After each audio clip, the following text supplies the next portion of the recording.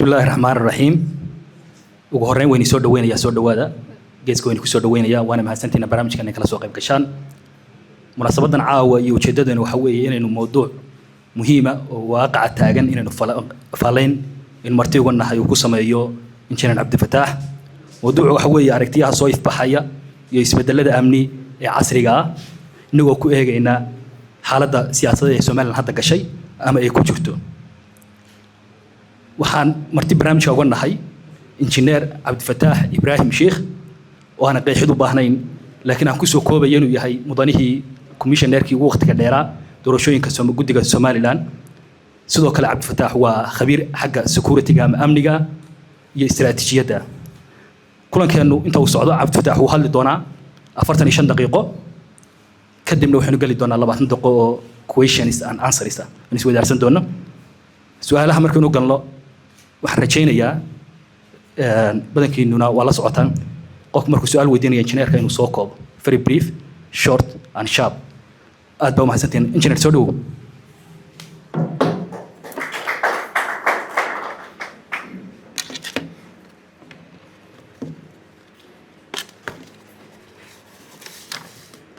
بسم الله الرحمن الرحيم الحمد لله رب العالمين والصلاة والسلام على رسول الله السلام عليكم ورحمة الله وبركاته waxaan yar jecel ka wareegaban filayo si wada sheekaysi oo ugu yar eegaado laakiin halka yar macallin baan yar matalayayo diidka yar ruuyiga yar kala jiira wadiga raali ahaan sanaanta islaamka kadib haddana salaan kale oo 16 Juun iyaduna haddana waa salaan labaad bay iyaduna leedahay ilaahay khayr ha nagu gaarsiiyo kankeeda saddex wax baa halka magacayga laga sheegay intii aan joogay balaynu yar furfuranno mar injineer baa la igu sheegay dadkuna anigoo commissioner Cabdi Fataax la yiraahdo bay ayay yaqaaneen haddana security baa la igu sheegay the election kana in badan baan joogo waa la igu yaqaanay iyada bal intaasaan is yar cuseenaya si aynu ugu furanno injineernimadu waxay iga soo gashay markii hore geologist baan ahaa geological engineer aan ku qaatay shahaadadii koowaad tay labaadna ku qaatay waakii maandhood la yidhi double master ha odhanin ee mar kalena haddana aan ku gurya noqday macallinna mararka qaarkood aan ku ahaa maadadaha qaarkood ama aan dhahda assistant lecturer markaa magacu aqoon buu wuxuu iga soo raacay waxbarashadii engineering geology xaggaas iga soo raacay laakiin nimaydaan aragana wada dhisaya guri dhisaya markaa magacu halkaas horta ka yimi qadiyadda labaad iyadana waa election expert baa lagu sheego expert in lagu qaato PhD waa dhex joogay Somaliland waayaheeda kala duwan marka ma ha ka caalamka keena muddo aad u fara badan oo mararka qaarkood aan kaba xishoodo inaan sheego dhowr iyo 10 sanadooda ayaan dhinacyada faraha badan kulba dhinac ka joogay la afar madaxweynena aan ku soo dhexdooda ku jiray marka taasna waynu sheegan karnaa waan filaya koladii la heer inta leegaynu ka joognay qadiyadda xiisaha laakiin waa qaybta security-ga bal inta aanan xagga u tagin waxaad sawirtaa in yar oo dhalinyaro ah ku jira dugsigiisa hoose dhexe xaafadoodii ku nool waa meeshu ku dhashay dadka magaalada la degan ee jaarkiisoo dhama ay yihiin dad ay mar wada kacaameen wax wada barasho galeen malcaamadooda galeen iskuul galeen surwaal yaroo gaaban wada xidheen buugaagooda tegeen sheekadoodu qof xadaarad iyo magaalo ka sheekeeya aflaantii hindigaha iyo jabadaan iyo jagi iyo luufiya ka sheekeeya oo maalin maalmaha ka mida un accidentally ay u dhacdo inta niman raamali soo galaan xabad ridayaan aad kala qaxdaan marka kala qaxdaan waxa ku raacday aan ku daray waliba dabaqad iska dhaxo oo aan biilkooda iyo noloshooda ka warwarin iskaga nool teetana maalin ka mid baa wax dhacayaan xabad baa dhacaysa rasaasa dhacaysa ma aha waxyaalihii aad taqaanay ma aha filimada ku daawan jirtay waa la kala qaxay inankii yaraayad soo wada dhigateen iskuulka midna xagga waqooyi u baxay midna koonfur buu dhaxay muddo yar kadib u badinta meel hawda tagteen ayaa in alla intii aad la soo kortay oo dhan baad weydi waxaad isku soo tagtay niman hawd jooga oo lagu yidhi isku reer baatiin magaalaad ku dhaqato caydh baatay adigu iyo imaka wax xoolaa ma sidatid waxa ku dhacay walaalkaa baa lagu yidhi wuu ku soo dhintay oo dagaalkii ku dhacay aabbaha walaalkii baa kii ku dhashay intuu madfac ku dhacay ayaa isagana yidhi wuu dhintay hooyadaa kii la dhashay baa lagu yidhi isagana madfac baa ku dhacay wuu dhintay waxaad xasuusanaysaa deetana qadiyadda amniga iyo waxay tahay noloshii ku sugnayd inaad wax barato meel sare higsato aad ma lagu yiraahdo madaxweyne noqonaya engineer baan noqonaya dhakhtar baan noqonaya baa mar kaliya waxaad ku farxaysaa waxa suugaas codkiisu waa sidaa in dad la laayo si aad u xoroodo ayaad isbedelaysaa iyo mentality-gaagii oo dhan baa isbedelaya horumarkii aad higsanaysay oo dhan wuxuu isu bedelayaa waxaan yidhahdaan securitization noloshaadii oo dhan baa security bay ayay ku xidhnaanaysaa markaad experience-ka caynkaasa la soo noolaato ee dhimashada iyo dilka iyo xabaddu ay la noqoto waa amni iyo security aad la nooshay waayaha waxbaad ka baranaysaa waa khibrad aad la nooshay markaa security-ga mid waa taa aan la koray ee aan ku soo noolaa ee noloshaydii dhaqaale waxbarasho amni intaba bedeshay intaa kadibna markii dambe haddana shahaado kale aan ku sameeyey oo master markaa iyadana laba wax bay ka timi waa nolol aan la noolahay iyo waxbarasho iyaduna ay ka timi malaa iyaduna waxaa raacda xiisaynta inkastoo qof kasta oo cunsurka Soomaaliga sidiisaba noloshiisa amni uu ku xidhan yahay marka halka aan ka imanaya iyaduna waa taa saddexdan aynu isdaqsiinay laakiin caawa halka waxaan u joogaa waxa weeyaan qadiyada aynu eegayno ee ku saabsan bal security-ga xaaladdu sida ay tahay iyo arrimaha meesha ku sheegan aan soo yardulka xaadiyo waad iga aqoon badan tihiin marka security laga hadlayo modern state-ka waxa aasaas iyo saldhig u ah arrimahan state-ku ku dhisay la yiraahdo liberalism-ka iyo socialism-ka iyo fascist-ka iyo nimankaas state-ka marka lagu hadlo ayaa u ah oo runtii base u ah marka security-ga laga hadlayo saddex baynu gaari doonaa inta aanan taa gaadhin qofka bini'aadmiga aan noloshiisa oo dhan laba wax baa ugu dhib badan mid waa security suuratul casr ilaahay waa ka marka uu ka hadlayo waa kale falyabudu rabb hada albayt alladhi ad'amahum min ju' wa amanahum min khawf amnigi waa bini'aadmiga waxyaalaha la siiyo waxa ugu maaragtay qiimaha badan leh ayad kalena waa tiga fa adaqaha allah libas ju'i wal khawf lima kanu yasnaun iyada laftigeedana ummad dhan baa loogu goodiyaya in amniga iyo hadii ilaahay ku reeyo ilaahay dhadhasi marka principle-ka xataa islaamiga ah waxa weeyaan security-gu in qayb weyn oo nafka bini'aadmiga ah iyo man sheegidkiisa ay ka mid tahay inta marka ka tago theories-ka ama theories-ka mala waa aragti bay af Soomaali ay noqonaysaa saddexda aynu soo sheegnay bay ku dhisan tahay oo saddexduna maxay ku salaysan yihiin mid waxay ku salaysan tahay wuxuu qof individual kan qiimeynaya ama qofnimada ayaan ku dhisaya security-ga ku dhisaya waa waxa liberal-ka aynu dhiraahno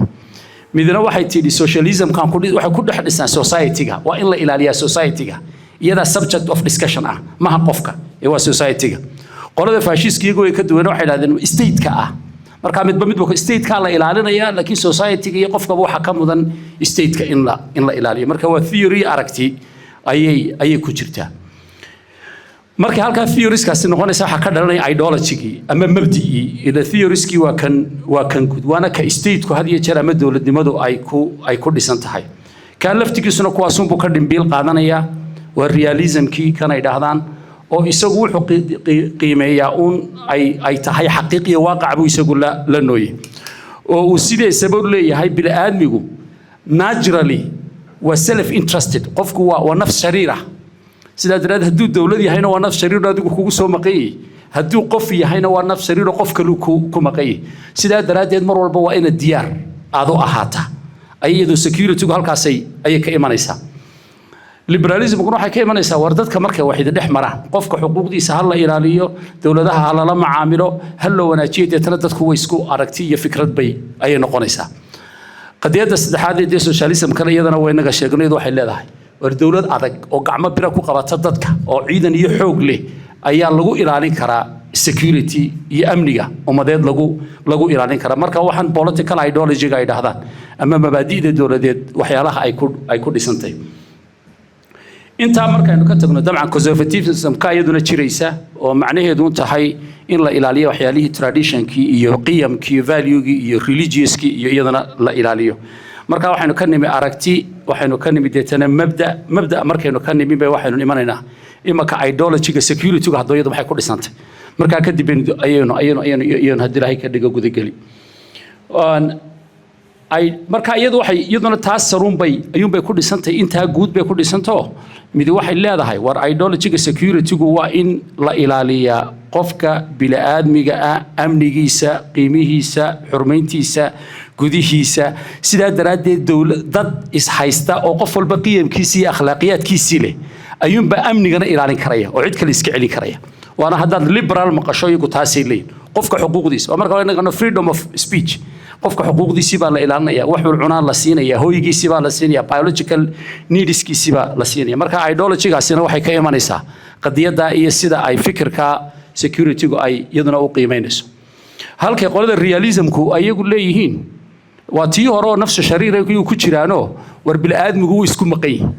maadaama uu isku maqan yahay mar walba uu xeelad iyo tab yeelo dawlad haddaad dhisatana waa lagu soo maqan yahay ummad haddaad dhisatana waa lagu soo maqan yahay sidaa daraaddeed amniga dawladdu waa inuu cudud iyo awood yeeshaa markuu cudud iyo awood yeesho oo dadka ku hareeraysan qaabkay u fikirayaan uu eego ayuu kadib ayaa amniga dawladda la ilaalin karaya iyo nidaamkeeda de socialism-kana iyadana waynaga sheegnay wuxuu leeyahay awood iyo dawlad awood weyn oo xataa dadka u dhistoniyo kon iyo iyadu halkaasay ka dhisaysaa saddexdaa marka ideology-yadood ayaa guud ahaan fikirka security-gu ay ku dhismaysaa haddaba aynu ka soo yardaadegno innagoo intaa dulkaxaadisunu soo marnay caalamku siduu u fikiraa imaka aynu la noolnay ilaa inuu waaqiciyiin noqonna baa loo baahan yahay caalamka aynu noqonnahay kolba waxaa sheebgareeya ama qaabkiisa sameeya cidda ugu awoodda weyn ee markaa joogta imaka maraykan baynu ognahay waa awoodda ugu weyn deetana liberal buu wataa adduunkii wuxuu ku qasbaya fikirkiisii in adduunkoo dhan ay gaadho oo hegemonigiisii iyo awooddiisii inay samayso haddana dhinaca kale markaad eegto maraykanku wuxuu u fikirayaa in maadaama uu waaqiciisa realism weeye imaka ayuu noqday wuxuu ku leeyahay war haddii aanad dadka kaga horeyn oo aanad soo gacan gelin waa lagugu maqan sidaa daraaddeed fikirkooda iyagu wuxuu noqday awooddaada muuji wax allaaliya wixii aad qabsan kartana qabso ciddaad muquunin kartana muquuni waa xaqiiqda jirta weeye sababtuna waa qadiyadda imaka ka dhacaysa venezuela iyo sida uu ula dhaqmayo panama iyo sida ula dhaqmayo denmark meeshii greenland loonan jiray iyo siduu ula dhaqmayo soo awood maaha waa awood weeye wax meel kastoon u baahanay si awooddayda aanu sii xoojiyo deetana waa in awooddeedii sii balay marka weliba realismkay sii kala qaybiyeen waxay dhahay midna offensive midna defensive mid offensive waxa weeye adigii baa wax weeraraya midna waxa weeyaan adigii baad sugayso laakiin awooddaadii baad diyaar u noqonaysaa in lagu soo weeraro marka isagu tan kale waa John Marshall la saasoo qabay ragga ugu waaweyn ee meesha wuxuu qabaaba in war adduunka China Maraykan ha u taliyaan kii awood weyn ha u haro dadna ha ku daba fadaadi waxba iska celin karahayn dadna nimanka dabada ka galin awood weyn oo cid abaaso iyagu siyaas u sicad buu ayuu sameeyay waa waaqaca adduunka ee lana nool yahay tusaale kale cadna waxay Russia de ay marka ay samaysay Ukraine marka loo eego de gobolka dhima Crimea waa lagu kala tagay oo imaka waxa haysta Russia gobollo kalena way haysataa waxa bal leeyahay war Ukraine uga had Russia in qaybta si aad adiguna ammaan aad u hesho mana jiro sida ay qabaan qoladaas waliba realism-ka waaqicuna yahay boolis imanaya oo odhanaya war waad qaldantii Russia oo maxkamad baa kugu dhacdo ka bax oo Russia yeelaya ma jirto sida aanu Maraykankuna cid u oran kartaa aanay jirin de equally Israel dhulka ay qabsanayso dhan iyaduna waa la mid dhammaan waxa la sameynayana waxa lagu saleynayaa waxa security waa amni qaarkood qaabna waa strategy haymanadii domination iyo hegemony baa lagu sameynaya sida daradeed waxaad u muuqataa in security-gu ay banaynayso xaalad adag de falsafadaha qaar baaba oranaya war adduunka oo dhan wuu ishaysanaya waxay yiraahdaan waa thesis iyo antithesis iyo synthesis dadku waligiiba uu lagdamaya marka hays digaankii xoog weyn ku xoog weey ha qaato hadhow waxay iman doontaa meel dhexo la isugu yimaado meesha dhexo la isugu imanayo ah kii laga adkaaday inuu ogolaado in laga adkaaday kii ogolaaday inuu dominationkii uu qaato waa falsafad dhamo ay leeyihiin nimankan fiirsama modern state-ku sida ay u fikiraan bal haddana aynu ka soo yardegno aynu regionkii haddana yarnimaadno waqtigana waxaan isleeyahay intaad kari karayso soo koob regionkeenu waa ka aad inoo khuseeya haddaynu marka Somaliland nahay bal hareerta aynu yar gallo dawladda ugu weyn ee imakayna hareeraysan waxa weeyaan dalkan Ethiopia qaab fikirka dawladda Ethiopia iyada laftigeedu waxa weey waa realist marka xaqiiq laga hadlayo si cad maalin walba intii soo istaagtay waxay leedahay waxaan u baahanahay bad inaan ku helo xoog iyo xeelad kolba kii ay noqoto ayaan u baahanay because interest-ka dadkayga iyo jiritaankayga ayaa ku jira maadaama ay taasi jirto innaga saamayn bay inagu yeelanaysaa because innagiiba waxaynu fadhinaa darkii baynu fadhinaa ama baddii ayaynu ka fadhinaa sidaa daraaddeed qaab fikirka Ethiopia waa wax inaga saamayn inagu leh laba arrimood baa markaba ima karaysa haddii ay dhul hesho oo aynu siino oo xoolo la siiyo haddana security kala daba imanaysa wardakadaadii berbera dhaqaalihiina ku xidhnaa isaguna qayb ka mid ah security-ga way ka guuraysaa ilaa iyada aynoo ah markade iyada dekada berbera laftigeedii maxaa ku dhacaya ma inagoo kaliya inoo adeegaysaa ilaa markadkaas uu soo xidhaya waa economic security-giiba haddana isaguna kaa gelaya waxaan arrimahaas u yar xantaynaya marka security uu state ka fikiraya ama cidi ka fikirayso waa inuu hareerihiisa eega bal dhinaca kale haddana aynu yar eegno waxaan yar eegaynaa bal dhinaca kale dee Soomaaliya iyadu waxay u fikiraysaa Soomaaliland haddaa tahay inaanad ka go'in sovereignty-geedii bay eegaysaa by any means shalay ugu dambeysay waa kii wasiirku xigeenkoodii arrimaha dibadda balcad oo lahaa waa in la cuno qabateeya Soomaaliland dowladaha khaliijku aanay la samayn waa qaab iyo strategy ay iyadu laftigeedu ay samaynayso marka wax allaale iyo wax kasta ku dhibi karayso oo amni darro ha noqoto cunaqabatayn ha noqoto go'doomin ha noqoto iyaduna waa waaqac aynu la noolahay oo iyaguna ay u fikirayaan Soomaaliya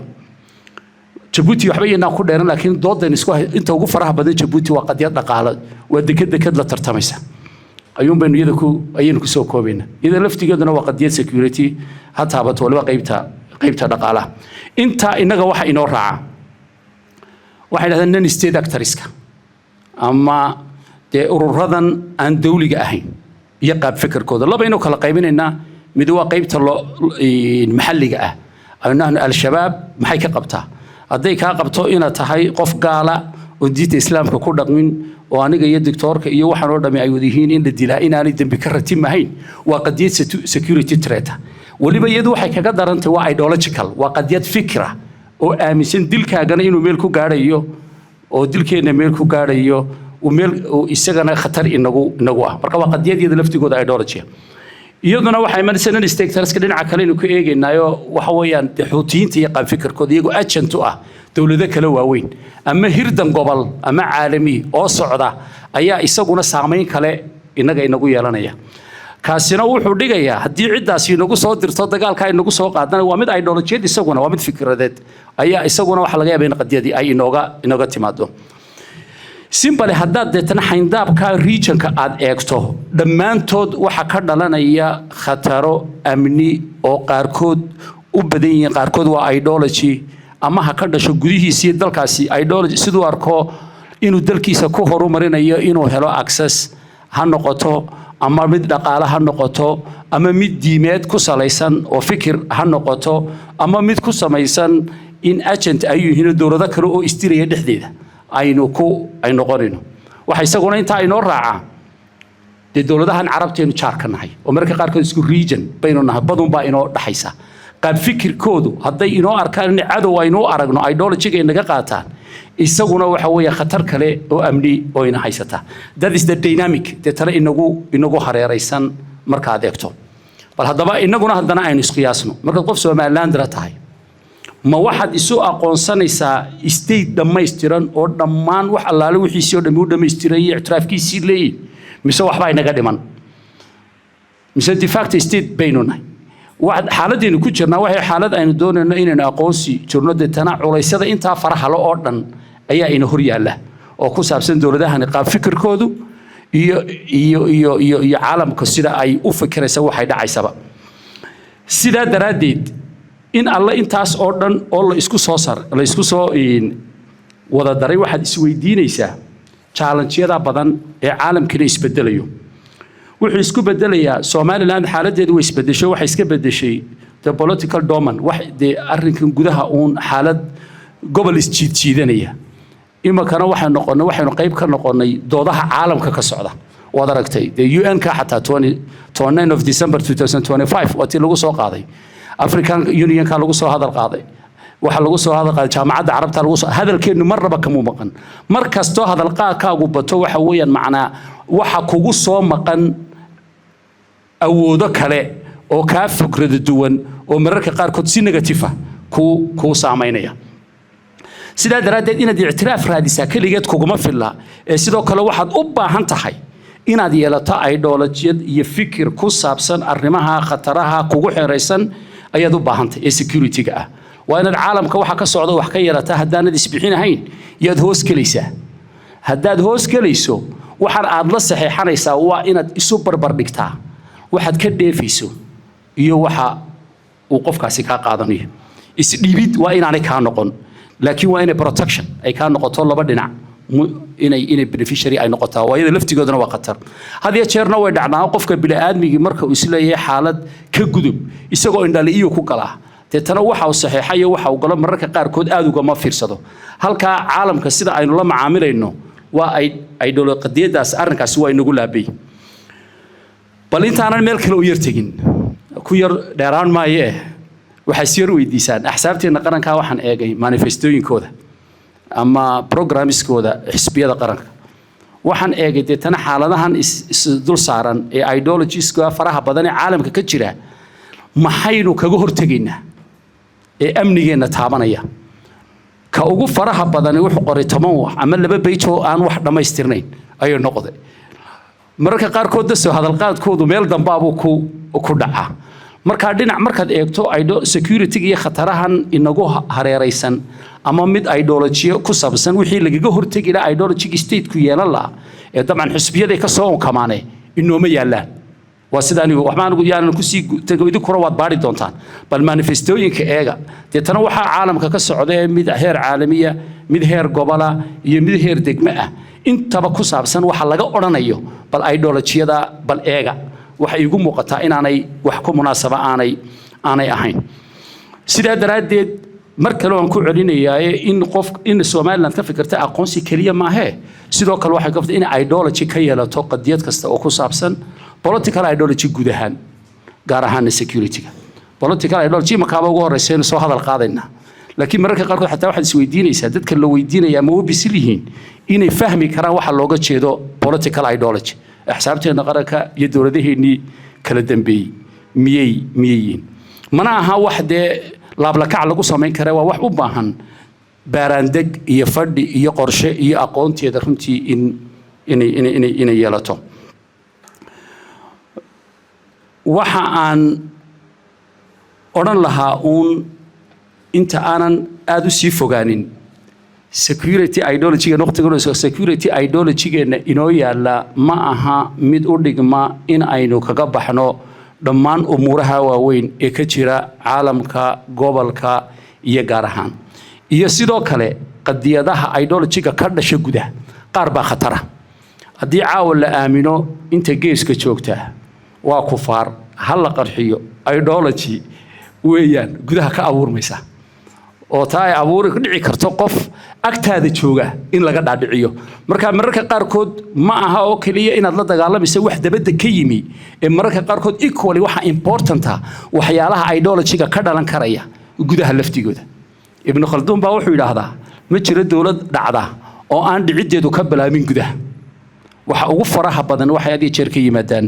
inay gudaha ka abuurmaan si ay dawladdaasi ay u burburto waxaan kaga baxayaa si waqtiga anigoo soo koobaya khabiirnimo iska dhigi maayo laakiin qof soo akhriyay inay xisweydaaranaysan ka dhigaya inaynu qadiyadan ama ideology ama dynamicska inagu hareeraysan ee ay jiraan yihiin qaar waaweyn in qaabka aynu u noolahay iyo qaabka aynu u fikirnaana uu yahay very very local ama qaar maxalliya uu yahay xataa ka maxalligana mararka qaarkood aynaan ku filayn inaynu u diyaarino ama u soofaysano waxyaalaha caalamka iyo gobolka iyo gudaha ka socda maasantii assalaamu calaykum su'aalaha baynu galaynaa marka waa soo koobaynaa aftaxna ugu mahad celinaynaa waqtiga fiican uu ku soo koob barnaamijka mucda weyn marka waxaan rabaa inaan ku bilaabo hablaha hadda su'aal haysan okay magacaaga ugu horeyn magacayga waxaa la yidhahaa Mustafa Maxamed Khayre horta marka hore waxaan jecelahay inaan hambaliyo iyo bogaadin u jeediyo xaruntan geeska oo baryahan u dambeysay ahayd meelaha ka ifaya xarumaha aqoonta ifaya afkaaraha lagu soo bandhigo doodaha la isku idaarsado aad iyo aad baan idinku hambalyaynaya mar labaadka waxaan jeclaa inaan u mahadnaqo saaxiibkay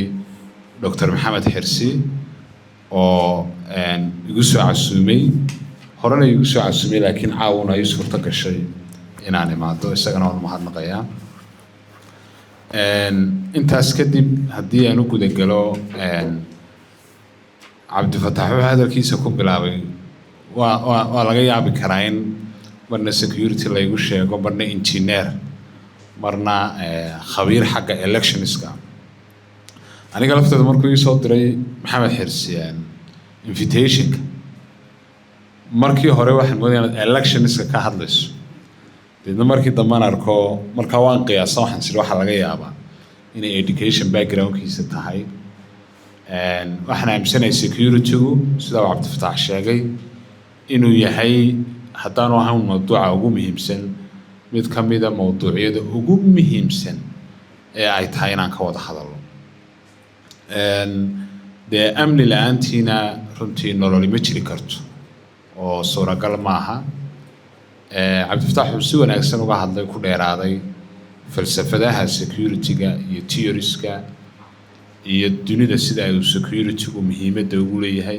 iyo dabcan sida uu sheegay sida aanu inaga muhiimad weyn noogu lahayn oo saddexdii xisbi qaran mar haddii bugaagtoodii political programmeskoodii security-gu meelo yaroo kooban kaga qoran yahay waxay ka dhigan tahay inaanu security-gu priority inoo ahayn inkastoo more than 50% national budgetka inuu security ku baxo marka Cabdifataax waxaan weydiin lahaa Cabdifataax oo inaga xaggeennan marka qodobada aad yara taabatay wixii cadho ka dhalatay aqoonsiga aynu helnay iyo dadka inaga soo horjeedsan kara iyo arrimaha laga yimaado waxaa halkeennan ku badan beele istilaa oo adiga mukhalduum wuxuu yidhi haddaanay dowladdu gudaheeda ka dumin ma dunto marka waxaa inagu badan beele istilaa mararka qaar lagu xantay in la isku diro ama iyagu iskood isku dilaa dowladdana ku haya culays xagga kharasha iyo xagga waqti iyo prioritieskii horumarinta iyo mashaariicda lagu sameyn lahaa ay kaga jeedsan karaan marar badan markaad eegto aqoontan security-geed soo bandhigtay maxaa lagaga hortegi karaa beelaha isdilaya iyo khilaafaadka muxuu ahaa beelaha dhex yimaada sideese wixii hore loo daweyn karaa waayo recurrent buu noqon karaa khilaafku haddii aan la daweyn asalaamu calaykum waa mahadsan tahay xamse cawaalodhi بسم الله الرحمن الرحيم السلام عليكم ورحمة الله وبركاته أدنى السلام يا marka hore madasha geeska oo inoo soo diyaarsay barnaamijkan sidoo kale injineer Aftaax aad u mahadsan yahay iyo saaxiibkay tilmaame Gutaale iyo dhammaan martida ka soo qayb gashay injineer aniga su'aashaydu laba ka dhiganayaa waana dejinaya ko su'aashii hore maskaxda ku hayay Mustafa Khayraas si u yar saray marka ninkastoo nida lafteeda qaabkii aan anigu ku weydiin lahaa anigu celinayo Somaliland security ideology-geedu waaba hadday leedahay ma wuxuu ku dhisan yahay in ay ka hortagto mar walba khataraha dibadda kaga imanaya ama external threats-ka mise wuxuu ku dhisan yahay xasiloonida gudaha iyo isku haynta bulshadeeda oo inta badan waxaan aragnaa kacdoono had iyo jeer si joogto ah gudaha looga sameynayo amniga iyo security-ga dalka khalkhal gelinaya oday dhaqameed baan arkaynaa ama niman salaadiin iyo cuqaal isku sheegayo mar walba reerihi isku soofeynaya oo media ka hadlaya warbaahintiina ay si toos ah bulshadii oo bilaa filter ay ugu gudbinayso marka ma khataraha dibadda ayaa inta badan uu ku dhisan yahay ideology-ga amniga Somaliland mise isku haynta bulshada labada lafteeda sidee loo kala horeysiin karaa engineer su'aasheedu waa taas ahayd su'aashada labaadna waxa weeye sida aad sheegtay geeskan gobolkan ku nool geeska Afrika wuu isbedbedelayaa had iyo jeer ideology-ga ay security-ga ay u dejisteen haddii Ethiopia tahay haddii Kenya tahay haddii Djibouti tahay iyo haddii wadamada kale geeska tahayba oo ideology-ga security ideology-ga soo marka qaar dhaqaale khuseeya khuseynaya arrimo bulsho khuseynaya waxyaalo badan khuseynaya marka Somaliland sidee ula jaan qaadi kartaa isbedbedelkaasi maxaa dhahdaa gobolada geeska Afrika siyaasadoodii amniga hadii jeer ku imanaya iyada lafteedu sidee ula jaan qaadi kartaa marka dad fahamtilada su'aalood baan qabay aad baa mahadsantahay saaxiibka Mustafa aad buu u mahadsan yahay in fact way ku jirtayba kalaan ideology-ga iyo inay security threat-ka ay tawaaniga ku yidhi markaan ka soo horjeedo malaha waxay leedahay xoogaa yaro firganaxo waa ka bood marka iyada labada way laba su'aalood runtii isi soo galaya aragtida ibn Khaldun marka laga hadlayo iyo Kenya marka laga hadlayo haddaanu amni guda jirin kii dibadda uma babacday karaysid marka simply priority-ga waxa noqonaya kii gudaha laakiin kii guduhu maaha inaan dhibka markaa dhacay aad daweyso laakiin waxaad u baahantahay kalaanku siduu isu haysto waxa keentay inaynaan ideology aynaan kala hayn inaga laftigeenu haddii aynu wax isugu nahay oo kalaankeenu ideology uu yahay istilidma iman lahayna dood baa iman lahayd inagu haddaynu fikrado waxaynu isku haysanaa ay ahaan lahayd oo daaniga iyo doctorku aanu isku ideology aanu nahay cid kalena ay isku ideology ay yihiin deetana waxay noqon lahayd fikrada ayaa iska hor iman lahaa ee reeray iskamay hor iman lahayd dawladnimadana waxay ahayd intaa laftigeeda lagu dhiso in waxaan la kala yeelanayo waxaad arkaysaa marka xisaabta qaranku sorry inaan idhaahdo malaa wana qaybtaan in badan ku jiray waxa loo ordaa waa codka qofka inuu u foodeeyo waddan kuu dhisaya cir baan kuu madoobeynaya dhul baan kuu samaynaya waa service-kii dawladnimada looga baahnaa dee kaasi inay runtii samayso laakiin haddii ideology-ga ay qolo oran lahayd imaka war waxyaalaha ina haysta waxa ka mid ahaa fragmentation-ka inaynu dadkeenni ay u kala qoqoban yihiin reer deetna ideology-geenu waxa weeye kala qoqobnaanta ku salaysan reeraha ayuu xisbiga yagani ay u taagan yahay therefore number 1 local security-ga waxaanu ku hagaajinaa ideology ah inaanu ka soo horjeedsano qoqobnida ku samaysan reeraha maxaanu ku samaysanaanaa deetna fikirkii adigu la kaalay dadkaasi ay isugu mid ay u noqon lahaayeen marka waxaan qabaa waxay kalaanka laftigeeda waxa keensanaya haddii dawladnimada iyo awoodda iyo xisbinimada ay tahay halka laga soo koraya ideology-ga waxa macna samayn la ideology-ga lagu tartamayo laakiin haddii dawladnimada iyo kursiga iyo waxa lagu gaaraya uu noqdo reernimada waxa macna samaynaya reernimada marka ideology la'aantu laftigeedu waa tanaaxinaysa inuu qabiilku laftigiisu uu bararo marka taasi waa hawl aynu gabnay oo deetana firaaqna waxba kama dhashaan iskama jiro firaaqa ciidunba ayaa buuxisa deetana kiiba ayaa la buuxiyey waxaana qabaa isagaa priority ah oo runtii marka xaqiiq laga hadlayana qoqobku halku gaadhay waxaa laga yaabaa nin kasoo bridge agtiisa kasoo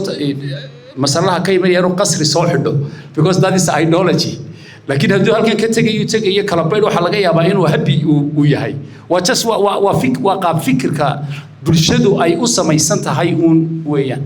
marka taa waan ku dheeraaday waxaan uga jeedaa ideology la'aanta ayaa keentay isku dhaca qabaa'ilka iyo qadiyadan laftigeeda oo wax kale oo loo kala xeebto ayaa la waayay keebaa la horreysiinaya definitely waa local mar walba kan gudaha ayaa qadiyadda labaad ah isbedbedelkan regionka ka bedelaya ee kolba si uu fikiraya markaa soo socda waan ogaa su-aashaasoo kale inay imanayso waxaanay ku imanaysaa war adigoo xagga codka liberaalka ah oo ah qofku inuu xor yahay oo wuxuu doono odhan karo oo dimuqraadiyad yahay oo kaa lagu samayn karo security-geenna miyaynu ku qasbanay inaynu liberaal noqono may kuma qasbanin waxaynu nationalism bay qaadanaynaa haddaynu aragno innagoo xaggan doorashada ka qaadanay kan ayaynu security-ga maadaama ay inagu tahay state-ku waxyaalahay tahay in la ilaaliyo ayaynu bedeli karanaa isku dhaf ayaynu ka dhigan karaynaa laba haddii dawladda inala jaarka ah uu systemkeedu isbedelo ideology-geenu waa inuu isla bedeli karaya national ideology-geedu sidaad aad maaragtay aad ula jaan qaadayso yes way jiraan dee qadiyadaha qaarkood oo lagama taabtaana value-geenu isma bedelayo qaabka diinteenna iyo dhaqankeenna iyo amnigeenna iyo gudaheenna sidaynu la dhaqmaynaa kulma jir laakiin keenna dibaddu waxaa laga yaabaa inuu more nationalist noqdo than liberal inuu noqdo sidaa daraaddeed waa inuu si consistent aynu ula soconno sidaa daraaddeed ajendaha ama manifestooyinka iyo qorshayaasha xisbiguna waa inay isula bedeli karaan inkastoo ay leeyihiin meelo ay u tahay lama taabtaan oo aanay runtii aanay ka gudbahayn qofka bini'aadmiga siduu u fikiraana adiga saamayn bay ayay kugu leedahay oo qofkaa kale haddii uu fikiro Somaliland jiritaankeedu wuxuu khatar ku yahay dalka caynkaasa ay matalan taasi dhacdo oo aynu ognahay xisbigaasi fikirkaa inuu la soo socdo adigu sugi maysid intuu xisbigaasi dee meesha ku gulaysanaysa waa in ideology xataa aad kaga hor joogsanayso inuu qofkaasi powerka yimaado oo waa inaad dee noqotaa proactive rather than reactive oo inaad iska celiso ama haddii kuu suurageli kari weydo dee ciddii xoogga weyneedee laga hoosgeli jiray adigoon iswada dhiibin waa inaad iyagana qorshaheeda la yimaad marka taa laftigeedu waxaa isleeyahay oo wax u baahan mar walba in la xoojiyo su-aalahaynu ku noqonaynaa maxamed xirsi doctor maxamed xirsi ugu horeyn waxaan u mahad celinayaa injineer cabdifataax oo runtii si kooban oo macalinimadii uu ka afeeftay aan ahayn inoogu soo koobay mowduuca kulamadan oo kalena waxay ku fiican yihiin ujeeddadu waxa weeye in heer theories ama heer aragtiyeed laga wada hadlo oo laba qaybood waxay ugu qaybsan tahay dadka inaan aragtiyaha aan hor dhigno deetana aragtiyahaas laga doodo hadba sida ay noo khuseeyaan ama ay inoogu habboon yihiin sida uu injineerku tilmaamay in yaroo araraan ka horreysiinaya su-aashayda haddaad ii ogolaato amnigu waa waxa ugu horreeyay ummaduhu ku fikiraan xataa leefalka qofeed amnigu waa waxa ugu horreeya weeye amnigaas uunbaa qofba qaab buu ugu fikirayaa marka halkaasay theories ay ka soo baxayaan sida aan ka fahmay mowduuca marxaladdan iminka inagu aynu joognana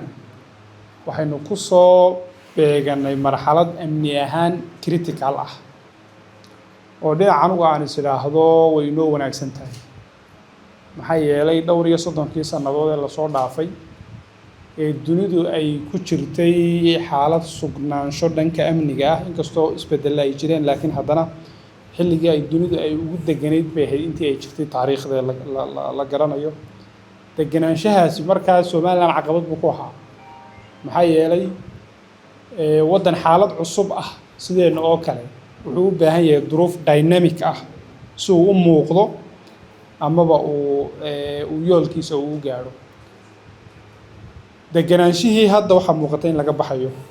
oo tusaalayaasha faraha badan oo injineerku uu soo qaaday isbeddelka ku dhacay Mareykanka dagaalada dhacaya hanjabaadaha kalsooni darrada nidaamkii dunida ku timid waxaasoo dhan waxay abuurayaan concern amni oo ma garanaysa ay aad u culus amaba xaalad kale guura dunida inay marayso si ahaan inaynu inagu habboon tahay inagu habbooneed ama aynu u baahnayna way muuqataayo waxyaabo badan oo dhacay oo Somaliland ku saabsan oo xiriidhada wadamada qaar ay la sameeyeen hadda Israel tahay waxay ka dhasheen isbedeladaas ay ka dhasheen su-aashaydu waxay haddii aan kusoo dhawaado theorieskii saddexda ahaa ee injineerku ka hadlay ee ah ma qofkaynu siinaynaa ahmiyadda markaynu ka fikirayna amniga mise bulshada ayaynu siinaynaa mise stateka oo saddex aragtiyood oo jira waa mindset amni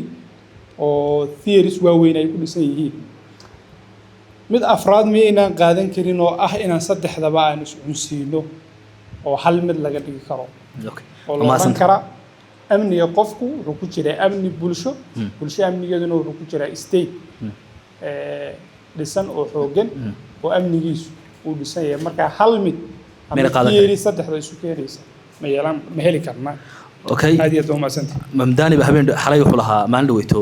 the old world is dying marka adduunkii hore waa laga baxaya adduun cusubna weli ma dhalan good question Saad horta madasha dhammaan waan salaamayaa commissioner baan u aqaanay Cabditax dhawaantan oo ogaaday inuu engineer yahay oo xaggaasaan ku wada shaqayn jirnay ku ogaa marka qaybaanan hore u aqoono security-gu caawa si fiican uga hadlay tiimka kale oo dhan dhammaan waan salaamaya saaxiibka gutaalana waan salaamaya in yar waxaan ku kabi lahaa horta doctorku wuxuu ka injineerku wuxuu ka hadlay Mareykanka gobolka aynu joogno China isaguna saameyn xoog ku leh oo waliba qolada Mareykanka xisbigan jamhuuriga teeramka hore teeramkan dambaba xag aad ba China u eegayaan waxyaabo badan oo Soomaaliland indhaha ku soo jeedinay waxa weey bal China gobolkii uu haysta geeska Afrika meelaha ka sii fayow Soomaaliland ba kamid ah sidee Soomaaliland loola macaamila marka iyagoo labada quwad isbaacsanaya ay halkan inoo fadhiyaan Djibouti waad aragteen oo Shabeello 15 kilomitir bay isku jiraan Mareykan baa jooga Faransiis baa jooga wadamo badan baa jooga dawladda Djibouti inuu jaarkanay waxa way isku haysaa xaggana Ethiopia dekedeeda ku tiirsan bay isku haysaa dekedeenu aftax soo qaadayna Djibouti inaga inay keenayso waxyaabaan isku hayno waxa kamid ah dekedan Djibouti ay isticmaashay Ethiopia inagana ay doonayso inay isticmaasho marka China Ethiopia jooga Soomaaliya jooga Djibouti jooga dariskeenoo dhan buu jooga taasina waxay u baahan tahay Soomaaliland inay aad uga fikirto eegto maxaan raacday markii security-geeda ay ablaableynayso national security strategy dhawaan baa Soomaaliland soo bandhigay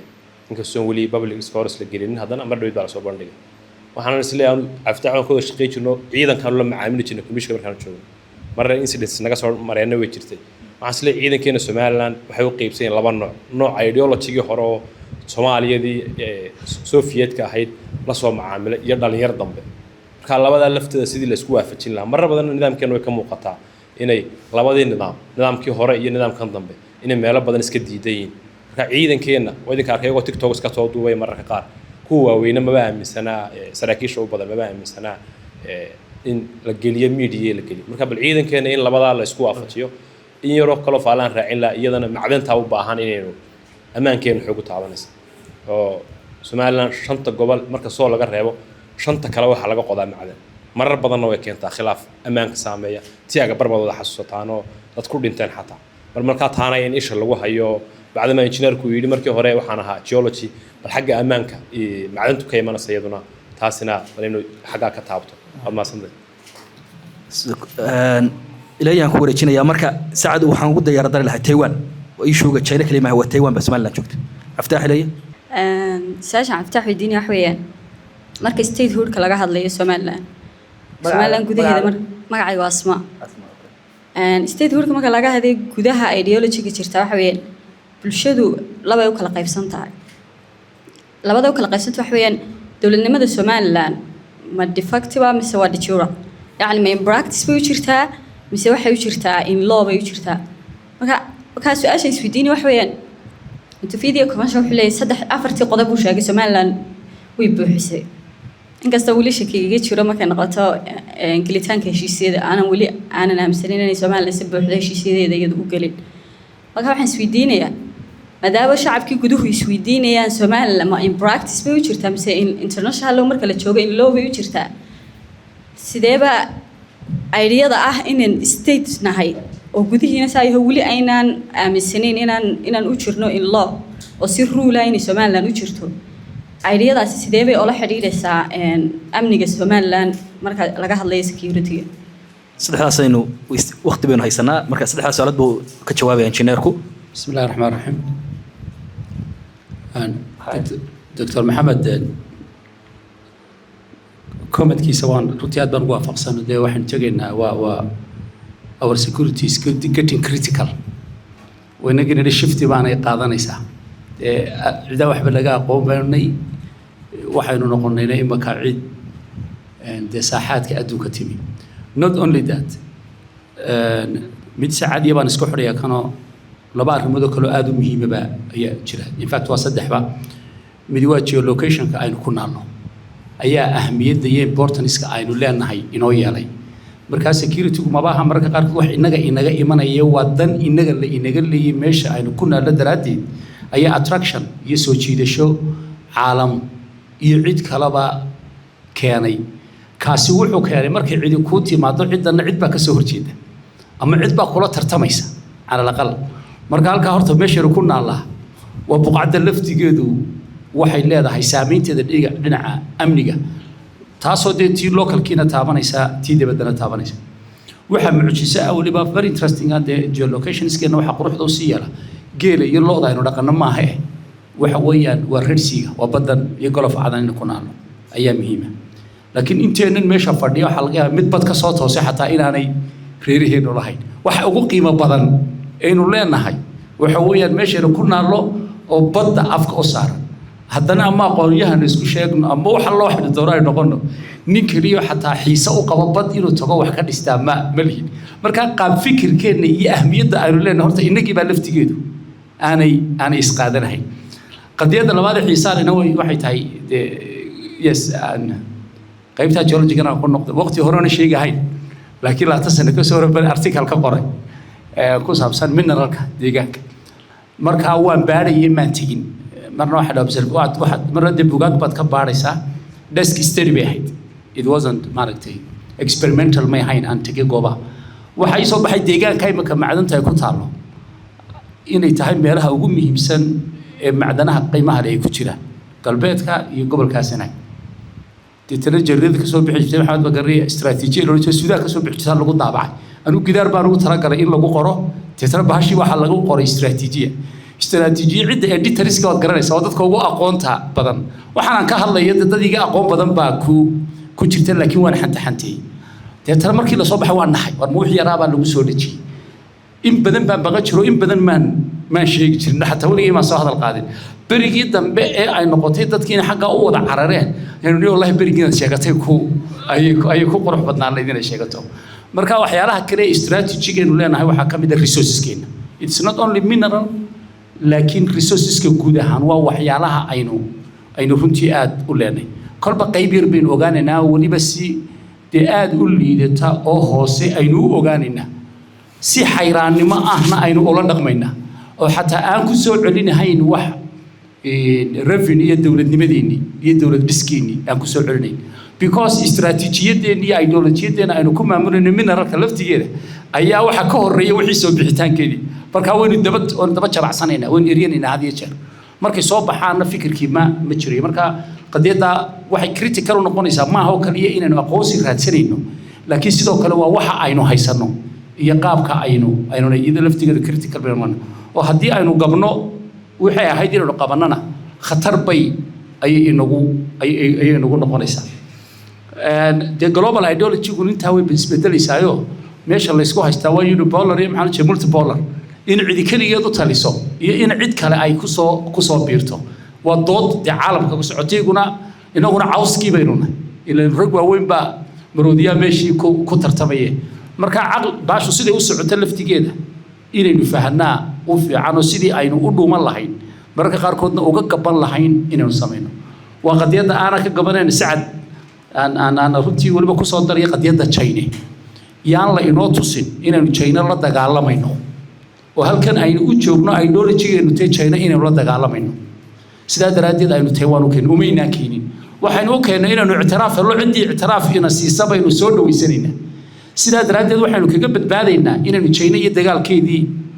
أينو إسكو سوفرورنو because ما كرنا مين إسكعني كرنا ما كرنا هدي الله يسوبر يعني هذا حتى عدة كنت دفاعيسه إنه ديمقراطية كهذا سميسان لكن مركا قاركود والله حيرة ديستا security كا قلفتي كده بكت ideology كا يعني نقولون aggressive ideology China كور شوكنا مرين إنه أفريقيا سوقش يكبر شوكتا إثيوبيا شوكتا السودان بيشوكتا كينيا شوكتا جيبوتي بيشوكتا بيرول بيشوكتا مركا كما دفاع سيدي بينو ولا نولان لهين سيدي بينو دفاع لهين شوكتا كتايوان that is the way the strategy إيه mitigation إسكا أينو بهانا هاي تهاي إنه نسبة سنة دهيرت كا يونيبولر يا مولتيبولر إنه أي لفتي كده أي رنتي ده أي شفتو قضية ده بس ده اللي السعودية وانجي كان ده يقولي في لاد بيركسو قادنا في وضل ديمقراطية وضل ليبرالا والله يقانا وضل كوكو عن سنة حاجة لو يقان هذا نمرك security كنا نقطه وحوي وناشناليزم because threat كهايستا راشي للعود جوده وحلا وحي حقوق دي قفك وحي كهر مريسي مركي security نقطي وحي كهر مريسي تي هاي برشدي state كيكا أي كهر مريسي مركا وحا وميل كنت هاجرنا وحا كمدا نورث كوريا كمدا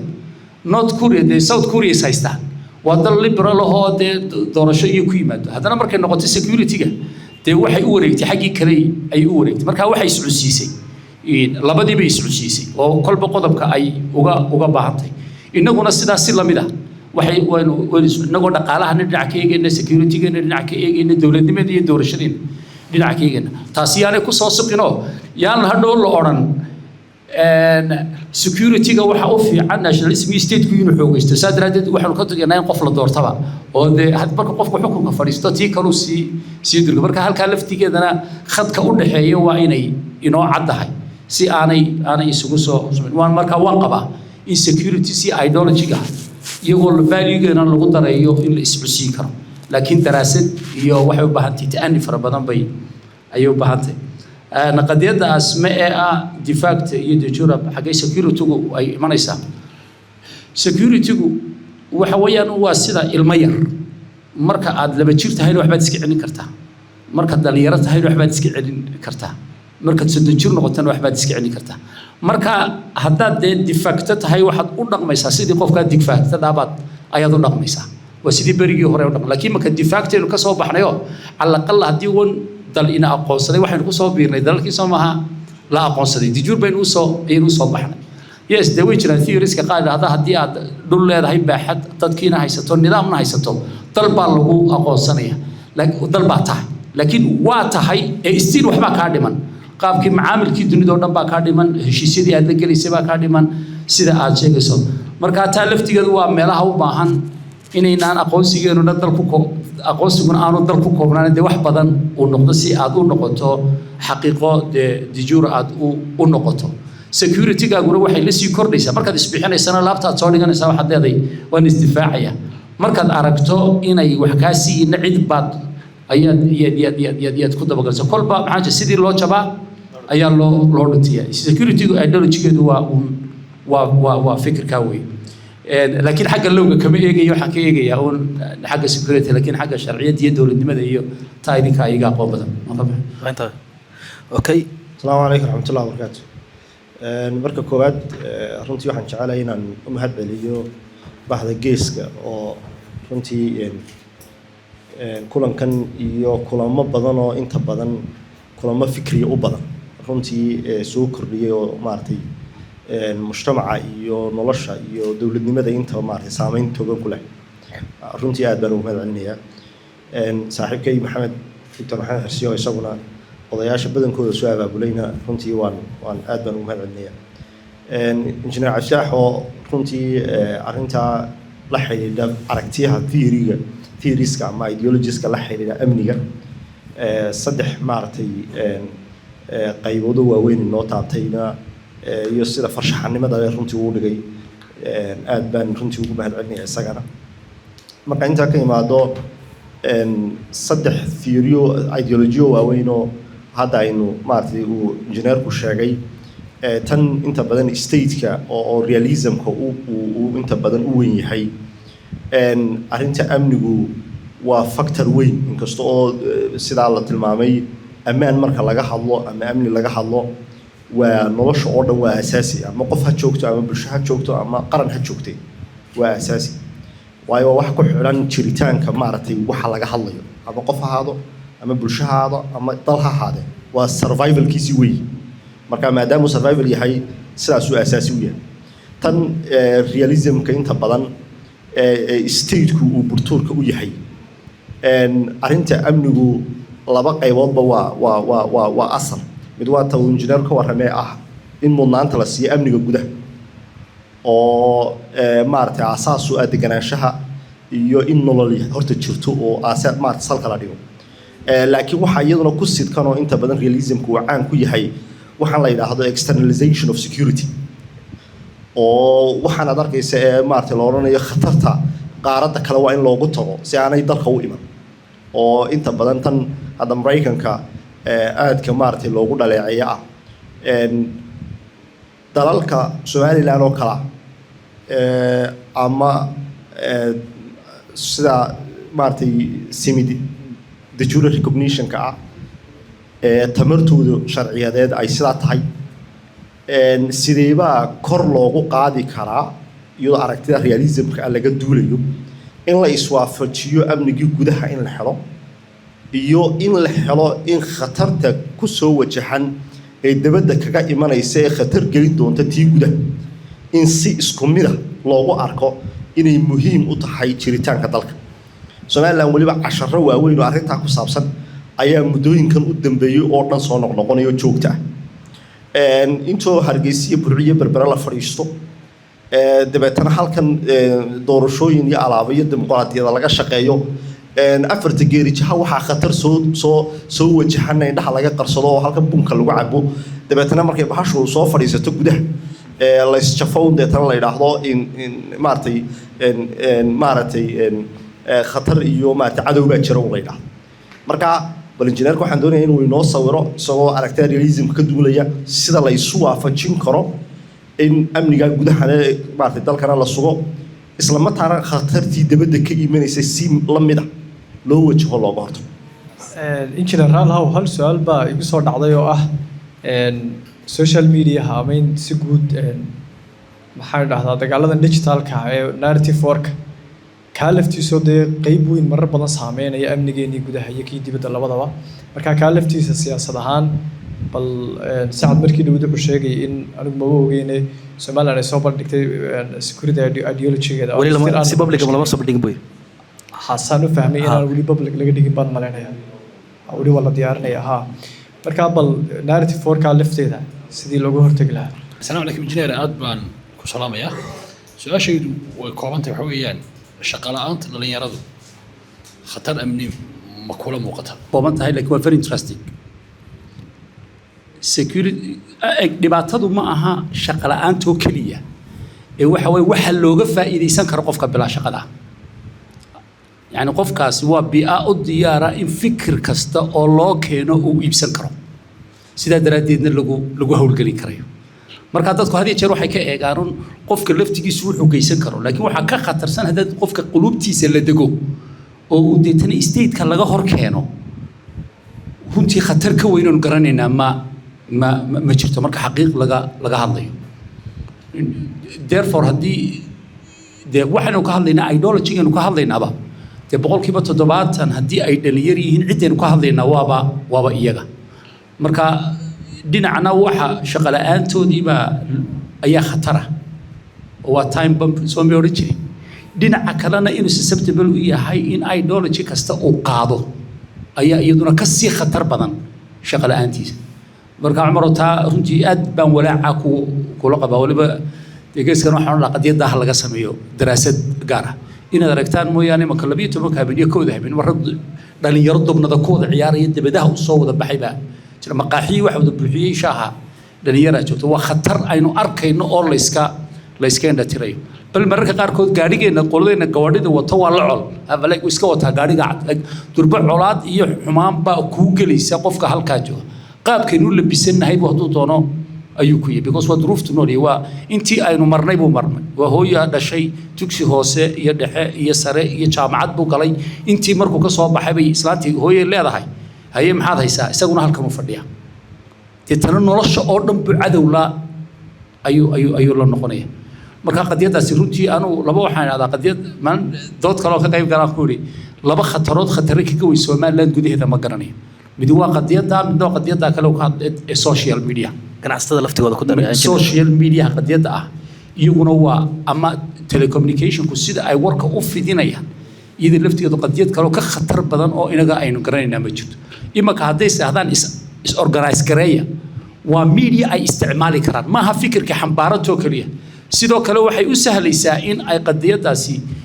security marka la dhibaato ku imanaysa in laftigeedii media laftigeeda ay isticmaalaan إلا إما كان إن دكتي موي حير صحافة أو برلمانكين وأنسحي أو إنه يلا ما جرتو هل كاسر دي تنستيد ideology حير كينو دار الإنسان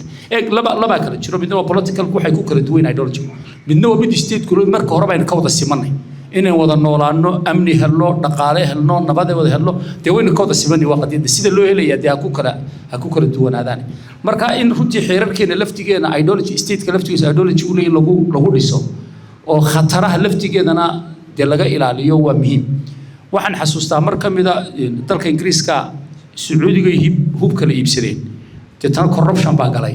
deetana markuu corruptionkii galay bay boqortooyadii laftigeediiba ayuu arrinkii yar xantaxantay social media ingiriiska waxa loo sheegay qadiyadana waa national issue faraka qaado waanay ka qaadeen marka waxay ugu muuqatay social media waa dadka laftigooda ka shaqeynaya iyaga laftigooda dhinacna waxay u baahan yihiin in la muwaadineeyo dhinaca kale waxay u baahan yihiin in la xakameeyo laakiin si caqliyeysan iyo runtii dee caqliga ku jira loo sameeyo qadiyad kale jirto oo de security-ga de korba u ah waa qadiyadda securitization yidhahdaan securitization waxa weeyaan haddii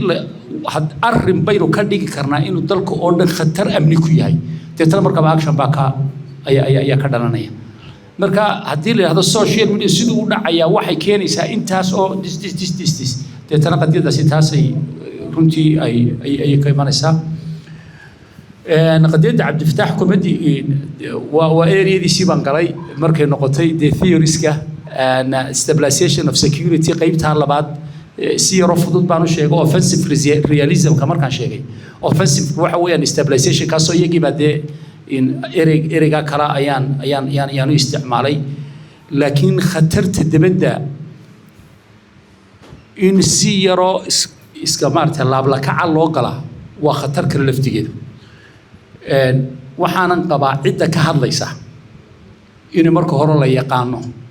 aqoonteediina leedahay capacity-geediina leedahay fahankeediina leedahay qorshaheediina u diyaarsan laakiin nintu maanta iska soo kacay qadiyad taabanaysa dee nolosha dadka oo dhan taabanaysa inuu iska taataabto ama uu ka tala bixiyo ama uu ka taliya khatar ka weyn laftigeeda ma jirto sidaa daraaddeed sida aynu la soconno weedarka waa roob baa jira ayay inaguna u baahanay inaynu la soconno dee xaaladaha isbedelaya adduunka si aynu isu adjust garayno ila inagii baa ka nugule iyaga marka taasina waxaan qabaa cabdifataax boqolkiiba boqol baan ayaan runtii kugu waafaqsanay waa khatar si fudud loo galo ay u baahan tahay inaynu adjust garayno la soconno institutions gaar oo arrinkaa khuseeyana xataa haddaynu wax ku korinaa uu jiro si loo brief gareeyo iyaguna dib ay uga sameeyaan dee policy-gii dalka lagu hagi lahaa ay runtii ay ku sameeyaan waxaan filayaa haddaanan qaldanayn saddexdaba si baan isu soo yar qaadsiiyey waa mahadsantihiin waxaan filayaa intaas idinka eegtahay okay aad u mahadsantihiin waan idinka mahad celinaa waxaan u mahad celinayaa injineer si gaara ugu mahad celinaya barnaamijkan quruxda badan noo soo jeeda injineer aad u mahadsantahay